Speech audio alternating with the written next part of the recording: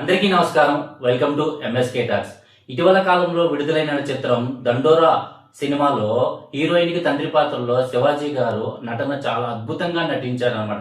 అలాగే నవదీప్ గారు కూడా తను ఏదైతే క్యారెక్టర్ లో ఉన్నదో ప్రేక్షకులను థియేటర్లో కన్నీటి పర్యంతమయ్యే విధంగా చాలా అద్భుతంగా నటించారనమాట.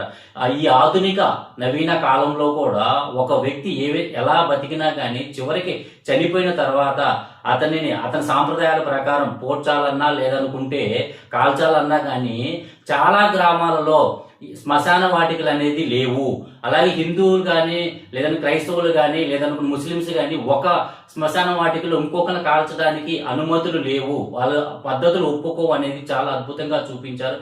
అలాగే ఈ పాస్ట్ జనరేషన్ లో కూడా ఇంటర్ క్యాస్ట్ మ్యారేజ్లు ఇంకా చేయకోకుండా ఎవరైతే ఈ కులం వాళ్ళే చేసుకోవాలి, వేరే కులం వాళ్ళు చేసుకోవాలి అని కాకోకుండా ఎవరైతే ఇద్దరు వ్యక్తులు వాళ్ళ అభిప్రాయాలు కానీ మనసులు కానీ కలిసి వాళ్ళ జీవితాలతో మనం కలిసి ప్రయాణం చేయగలము అని అనుకుంటే ఖచ్చితంగా వాళ్ళని భవిష్యత్తులో వాళ్ళ ముందుకు కలిసి ఉండే విధంగా దీవించాలి తప్ప వాళ్ళని విడగొట్టేసి వాళ్ళ ప్రాణాలు తీసే విధంగా ఉండకూడదు అనేది చాలా అద్భుతంగా. అలాగే వాళ్ళు స్క్రీన్ ప్లే కానీ శివాజీ గారు కానీ నవదీప్ గారు కానీ చాలా మెసేజ్ ఓరియంటెడ్ స్క్రీన్ ప్లే అనేది చాలా అద్భుతంగా ఉంది. ఇంకా చూడని వారు ఎవరైనా ఉంటే ఒక్కసారి మీరు థియేటర్కి వెళ్ళి సినిమా చూడండి.